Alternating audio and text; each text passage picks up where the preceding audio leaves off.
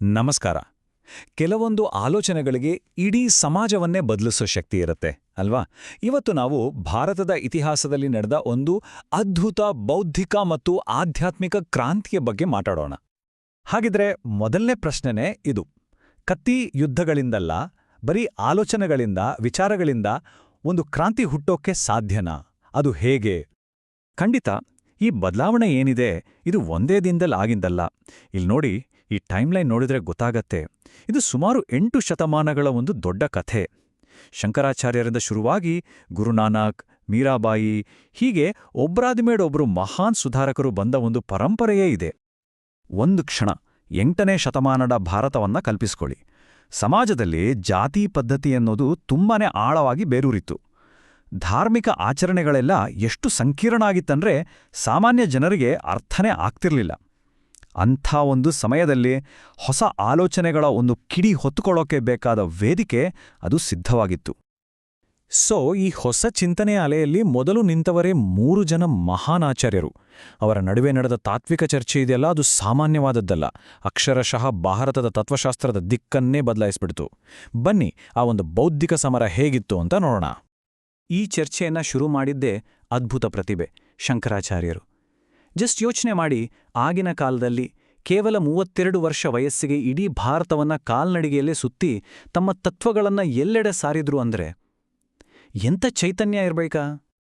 ಅವರ ಸಿದ್ಧಾಂತ ಎಷ್ಟು ಕ್ರಾಂತಿಕಾರಿಯಾಗಿತ್ತು ಅಂದ್ರೆ ಅದರ ಹೆಸರು ಅದ್ವೈತ. ಅಂದ್ರೆ ಎರಡಲ್ಲ ಒಂದೇ. ಇದರ ಅರ್ಥ ಏನು? ಸಿಂಪಲ್ ಆಗಿ ಹೇಳೋದಾದ್ರೆ, ನಮ್ಮ ಆತ್ಮ ಅಂದ್ರೆ ಜೀವ ಮತ್ತೆ ಈ ಇಡೀ ವಿಶ್ವವನ್ನೇ ಸೃಷ್ಟಿ ಮಾಡಿದ ಪರಮಾತ್ಮ, ಇವೆರರೂ ಬೇರೆ ಬೇರೆ ಅಲ್ಲ, ಒಂದೇ ಅಂತ. ಹೇಗೆ ಒಂದು ಸಾಗರ ಮತ್ತು ಅದರ ಒಂದು ಹನಿ ಬೇರೆ ಅಲ್ವೋ ಹಾಗೇನೆ. ಶಂಕರಾಚಾರ್ಯರ ನಂತರ ಇದೇ ಚರ್ಚೆಗೆ ಒಂದು ಹೊಸ ಆಯಾಮವನ್ನೇ ಕೊಟ್ಟೋರು ರಾಮಾನುಜಾಚಾರ್ಯರು. ಎಲ್ಲವೂ ಒಂದೇ ಅನ್ನೋ ಶಂಕರರ ವಾದಕ್ಕೆ ಅವರೊಂದು ಬೇರೆಯಾದ ಆದರೆ ಅಷ್ಟೇ ಆಳವಾದ ಒಂದು ದೃಷ್ಟಿಕೋನವನ್ನ ನಮ್ಮ ಮುಂದಿಟ್ರು. ಇವರ ಸಿದ್ಧಾಂತ ವಿಶಿಷ್ಟ ಅದ್ವೈತ. ಅಂದ್ರೆ ಆತ್ಮ ದೇವರ ಒಂದು ಭಾಗವೇ ಹೌದು, ಆದರೆ ಅದಕ್ಕೆ ತನ್ನದೇ ಆದ ಒಂದು ವಿಶಿಷ್ಟವಾದ ಅಸ್ತಿತ್ವನೂ ಇದೆ ಅಂತ. ಉದಾಹರಣೆಗೆ, ಸೂರ್ಯ ಮತ್ತು ಸೂರ್ಯನ ಕಿರಣ. ಕಿರಣ ಸೂರ್ಯನದ್ದೇ, ಆದರೆ ಅದಕ್ಕೆ ತನ್ನದೇ ಆದ ಅಸ್ತಿತ್ವ ಇದೆ ಅಲ್ವಾ? ಹಾಗೇನೆ. ಅವರ ಪ್ರಕಾರ ಮೋಕ್ಷಕ್ಕೆ ಜ್ಞಾನ ಒಂದೇ ಸಾಲದು, ದೇವರ ಮೇಲೆ ಅಚಲವಾದ ಭಕ್ತಿ, ಸಂಪೂರ್ಣ ಶರಣಾಗತಿ ಇದೂ ಕೂಡ ತುಂಬಾನೇ ಮುಖ್ಯ. ಈ ಮಹಾನ್ ತಾತ್ವಿಕ ಚರ್ಚೆಯಲ್ಲಿ ಬರುವ 3ನೇ ಮತ್ತು ಅಷ್ಟೇ ಪ್ರಬಲವಾದ ಧ್ವನಿ ಅಂದರೆ ಅದು ಮಧ್ವಾಚಾರ್ಯರದು. ಇವರು ಶಂಕರರು ಮತ್ತು ರಾಮಾನುಜರು ಇಬ್ಬರಿಗಿಂತಲೂ ಸಂಪೂರ್ಣವಾಗಿ ಭಿನ್ನವಾದ, ಸ್ಪಷ್ಟವಾದ ಒಂದು ವಾದವನ್ನ ಮುಂದಿಟ್ರು. ಅವರ ಸಿದ್ಧಾಂತವೇ ದ್ವೈತ. ಹೆಸರಲ್ಲೇ ಇದೆ ನಾಡಿ, ಅಂದ್ರೆ ಎರಡು ಅಂತ. ಇವರ ಪ್ರಕಾರ ಸೃಷ್ಟಿಕರ್ತನಾದ ದೇವರು ಮತ್ತು ಸೃಷ್ಟಿಯಾದ ಜೀವಿಗಳು ಅಂದ್ರೆ ನಾವು ಎಂದಿಗೂ ಒಂದಾಗೋಕೆ ಸಾಧ್ಯವೇ ಇಲ್ಲ. ಇವೆರಡು ಶಾಶ್ವತವಾಗಿ ಬೇರೆ ಬೇರೆ. ಒಬ್ಬ ಅರಸ ಮತ್ತು ಪ್ರಜೆ ಇದ್ದ ಹಾಗೆ, ದೇವರು ಸದಾ ಶ್ರೇಷ್ಠ. ಹಾಗಿದ್ರೆ ಈ 3 ದೃಷ್ಟಿಕೋನಗಳನ್ನ ಒಂದೇ ಕಡೆ ಇಟ್ಟು ನೋಡಿದ್ರೆ ಚಿತ್ರಣ ಸ್ಪಷ್ಟವಾಗತ್ತೆ. ಶಂಕರರು ಹೇಳ್ತಾರೆ, ನಾವೆಲ್ಲರೂ ಆ ಪರಮಸತ್ಯದಲ್ಲೇ ಒಂದಾಗಿದ್ದೇವೆ. ರಾಮಾನುಜರು ಹೇಳ್ತಾರೆ, ನಾವು ಆ ಸತ್ಯದ ಒಂದು ಭಾಗ, ಆದರೆ ನಮಗೆ ನಮ್ಮದೇ ಆದ ಅಸ್ತಿತ್ವ ಇದೆ. ಆದರೆ ಮಧ್ವರು ಹೇಳ್ತಾರೆ, ಇಲ್ಲ, ನಾವು ಆ ದೈವಿಕ ಶಕ್ತಿಯಿಂದ ಸಂಪೂರ್ಣವಾಗಿ ಬೇರೆ ಮತ್ತು ನಾವು ಸದಾ ಆತನ ಸೇವಕರು. ನೋಡಿ, 3 ಎಷ್ಟು ವಿಭಿನ್ನವಾದ ದೃಷ್ಟಿಕೋನಗಳು. ಆದರೆ ಈ ದೊಡ್ಡ ದೊಡ್ಡ ತಾತ್ವಿಕ ಚರ್ಚೆಗಳು ಕೇವಲ ಪಂಡಿತರ ವಲಯಕ್ಕೆ ಸೀಮಿತವಾಗಿ ಉಳಿಲಿಲ್ಲ. 12ನೇ ಶತಮಾನದಲ್ಲಿ ಇಲ್ಲೇ ನಮ್ಮ ಕರ್ನಾಟಕದಲ್ಲಿ ಬಸವೇಶ್ವರರು ಬರ್ತಾರೆ. ಅವರು ಈ ಆಳವಾದ ತತ್ವಗಳನ್ನ ಒಂದು ಬೃಹತ್ ಸಾಮಾಜಿಕ ಕ್ರಾಂತಿಯಾಗೆ ಪರಿವರ್ತಿಸಿಬಿಡ್ತಾರೆ. ಅದು ಹೇಗೆ ಅಂತ ನೋಡೋಣ ಬನ್ನಿ. ಬಸವಣ್ಣನವರು ಬರೀ ಒಬ್ಬ ದಾರ್ಶನಿಕರಾಗಿರಲಿಲ್ಲ, ಅವರೊಬ್ಬ ಸಮರ್ಥ ರಾಜನೀತಿಜ್ಞ ಕೂಡ ಆಗಿದ್ರು. ರಾಜನ ಆಸ್ಥಾನದಲ್ಲಿ ಮಂತ್ರಿಯಾಗಿದ್ದವರು ತಮ್ಮ ಅಧಿಕಾರವನ್ನ ಸಮಾಜದಲ್ಲಿರೋ ತಪ್ಪುಗಳನ್ನ, ಅಂಕುಡೊಂಕುಗಳನ್ನ ಸರಿಪಡಿಸೋಕೆ ಬಳಸ್ಕೊಂಡ್ರು.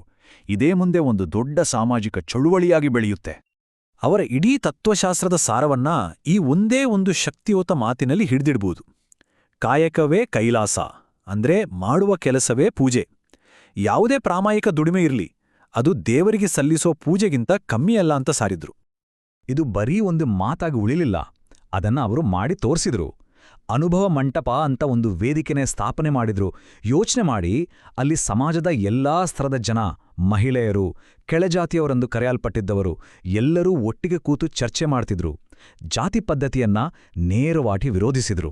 ಅಂದಿನ ಕಾಲಕ್ಕೆ ಇದು ಎಂಥ ಕ್ರಾಂತಿಕಾರಿ ಹೆಜ್ಜೆ ಆಗಿರಬೇಕು. ಬಸವಣ್ಣನವರು ಹಚ್ಚಿದ ಈ ಸುಧಾರಣೆಯ ಕಿಡಿ ಇದೆಯಲ್ಲ, ಅದು ಮುಂದೆ ಇಡೀ ಭಾರತದಾದ್ಯಂತ ಭಕ್ತಿ ಚಳುವಳಿ ಅನ್ನೋ ಒಂದು ದೊಡ್ಡ ಜ್ವಾಲಿಯಾಗಿ ಹರಡುತ್ತೆ. ಇದು ನಿಜಕ್ಕೂ ಸಾಮಾನ್ಯ ಜನರನ್ನ ಆಧ್ಯಾತ್ಮದ ಕಡೆಗೆ ಕರೆತಂದ ಒಂದು ಅದ್ಭುತ ಚಳುವಳಿ. ಈ ಭಕ್ತಿ ಚಳವಳಿಯ ಅತಿ ದೊಡ್ಡ ವಿಶೇಷತೆ ಅಂದ್ರೆ ಅದರ ವೈವಿಧ್ಯತೆ. ನೋಡಿ, ಒಂದು ಕಡೆ ಪಂಜಾಬ್ನಲ್ಲಿ ಗುರು ನಾನಕ್ ದೇವರ ದೃಷ್ಟಿಯಲ್ಲಿ ಎಲ್ಲರೂ ಸಮಾನರು ಅಂತ ಸಾರಿದ್ರು. ಇನ್ನೊಂದು ಕಡೆ ಬಂಗಾಳದಲ್ಲಿ ಶ್ರೀ ಚೈತನ್ಯರು ಪ್ರೀತಿ ಮತ್ತು ಭಕ್ತಿಯ ಹಾಡುಗಳ ಮೂಲಕವೇ ಜನರ ಮನಸ್ಸನ್ನ ತಲುಪಿದ್ರು. ಆದರೆ ಬಹುಶಃ ಈ ಏಕತೆಯ ಸಂದೇಶವನ್ನ ಎಲ್ಲರಿಗಿಂತ ಬಲವಾಗಿ ಸಾರಿದವರು ಕವಿ ಸಂತ ಕಬೀರರು. ನೋಡಿ, ಅವರ ಈ ಮಾತು ಎಷ್ಟು ಸರಳ ಆದರೆ ಎಷ್ಟು ಆಳವಾಗಿದೆ ಅಂತ. ನಾನು ಅಲ್ಲಾ ಮತ್ತು ರಾಮನ ಮಗು. ಈ ಒಂದೇ ಮಾತಿನಿಂದ ಧರ್ಮದ ಹೆಸರಲ್ಲಿ ಗೋಡೆ ಕಟ್ಟೋರನ್ನ ಅವರು ಧೈರ್ಯವಾಗಿ ಪ್ರಶ್ನಿಸಿದ್ರು. ಸರಿಯಾಗಿ ಇದೇ ಸಮಯದಲ್ಲಿ ಭಾರತದ ಆಧ್ಯಾತ್ಮಿಕ ವಾತಾವರಣದ ಮೇಲೆ ಪ್ರಭಾವ ಬೀರಿದ ಇನ್ನೊಂದು ಪ್ರಮುಖ ಪರಂಪರೆಯಂದ್ರೆ ಅದು ಸೂಫಿಸಂ. ಇದು ಇಸ್ಲಾಂ ಧರ್ಮದ ಒಂದು ಅನುಭಾವಿ ಅಂದ್ರೆ ಮಿಸ್ಟಿಕಲ್ ಮತ್ತು ಪ್ರೀತಿಯನ್ನೇ ಕೇಂದ್ರವಾಗಿಟ್ಕೊಂಡ ಮಾರ್ಗವಾಗಿತ್ತು. ಸೂಫಿ ಸಂತರು ಹೇಳಿದ್ದೇನು ಅಂದ್ರೆ ದೇವರನ್ನ ತಲುಪೋಕೆ ಅತ್ಯುತ್ತಮ ದಾರಿ ಅಂದ್ರೆ ಅದು ಪ್ರೀತಿ ಹಾಗೂ ಮಾನವ ಸೇವೆ ಅಂತ. ಅದಕ್ಕೆ ನೋಡಿ, ಅವರ ದರ್ಗಾಗಳು ಕೇವಲ ಮುಸ್ಲಿಂಗಳಿಗೆ ಮಾತ್ರ ಸೀಮಿತ ಆಗಿರಲಿಲ್ಲ. ಹಿಂದೂಗಳು, ಸಿಖ್ಖರು, ಹೀಗೆ ಎಲ್ಲಾ ಧರ್ಮದ ಜನರು ಅಲ್ಲಿಗೆ ಹೋಗ್ತಿದ್ರು. ಇವತ್ತಿಗೂ ಕೂಡ ಆ ಸ್ಥಳಗಳು ಸಾಮರಸ್ಯದ ದೊಡ್ಡ ಕೇಂದ್ರಗಳಾಗಿವೆ.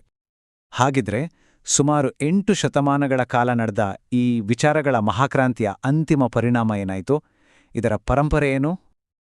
ಖಂಡಿತವಾಗಿಯೂ ಈ ಮಹಾನ್ ಸುಧಾರಕರ ಪರಂಪರೆ ತುಂಬಾನೇ ದೊಡ್ಡದು. ಅವರು ಬರೀ ಧರ್ಮವನ್ನ ಸುಧಾರಣೆ ಮಾಡಿದ್ದಲ್ಲ, ಹಿಂದೂ ಮುಸ್ಲಿಂ ಸಮುದಾಯಗಳ ಮಧ್ಯೆ ಒಂದು ಸಾಮರಸ್ಯದ ಸೇತುವೆಯನ್ನೇ ಕಟ್ಟಿದ್ರು. ಕನ್ನಡ, ಹಿಂದಿ, ಪಂಜಾಬಿ ಅಂತ ನಮ್ಮ ಪ್ರಾದೇಶಿಕ ಭಾಷೆಗಳು ಶ್ರೀಮಂತವಾಗೋಕೆ ಕಾರಣರಾದ್ರು. ಎಲ್ಲಕ್ಕಿಂತ ಮುಖ್ಯವಾಗಿ ಸಮಾನತೆ ಅನ್ನೋ ಒಂದು ಮಹತ್ವದ ಆದರ್ಶವನ್ನ ನಮ್ಮ ಸಮಾಜದ ಮನಸ್ಸಿನಲ್ಲಿ ಆಳವಾಗಿ ಬಿತ್ತಿ ಹೋದ್ರು. ಹಾಗಿದ್ರೆ ಕೊನೆಯದಾಗಿ ಒಂದು ಪ್ರಶ್ನೆಯೊಂದಿಗೆ ಈ ಚರ್ಚೆಯನ್ನ ಮುಗಿಸೋಣ. ಇವತ್ತಿನ ದಿನಗಳಲ್ಲಿ ಧರ್ಮ, ಜಾತಿ ಅಂತ ಸಮಾಜ ಇಷ್ಟೆಲ್ಲ ವಿಭಜನೆ ಆಗ್ತಿರುವಾಗ, ನೂರಾರು ವರ್ಷಗಳ ಹಿಂದೆಯೇ ಏಕತೆ, ಪ್ರೀತಿ ಹಾಗೂ ಸಮಾನತೆಯ ಬಗ್ಗೆ ಮಾತಾಡಿದ ಈ ಮಹಾನ್ ಚೇತನಗಳಿಂದ ನಾವು ಕಲಿಬೇಕಾಗಿರೋದು ನಿಜವಾಗ್ಲೂ ಏನಿದೆ? ಇದೊಂದು ಯೋಚಿಸಬೇಕಾದ ವಿಷಯ ಅಲ್ವಾ?